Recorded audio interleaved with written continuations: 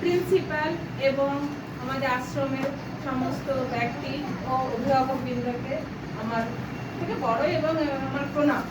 চলো আমি আজকে একটা রবীন্দ্রনাথ ঠাকুরের প্রশ্ন বলে শোনাচ্ছি। চুপ করো।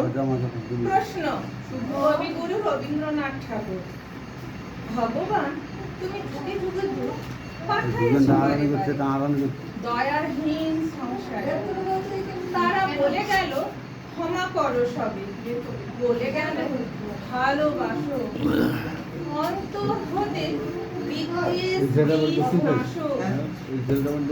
করণীয় তারা স্মরণীয় তারা, তবুও বাহির দ্বারে আজকের দিন ফিরাম তাদের ব্যর্থ নমস্কারে। নিজে দেখছি গোপন হিংসা, কপট রাত্রি ছায়ে হেলেছে নিঃসহায়।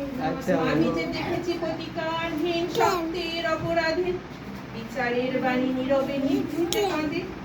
আমি যে দেখুন তরুণ বালক উৎপাত হয়ে ছুটে, কি যন্ত্রণায় মরেছে পাথরে নিষ্ফল মাথা বুকে। কণ্ঠ আমার রুদ্ধ আজকে বাঁচি সঙ্গীত হারা, অমাবস্যার তারা মুক্ত করেছে আমার ভুবন দুঃস্বপনের তলে।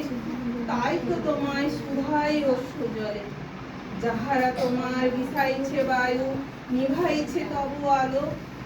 তুমি কি তাদের ক্ষমা করিয়াছ? তুমি কি বেঁচেছো ভালো? নমস্কার।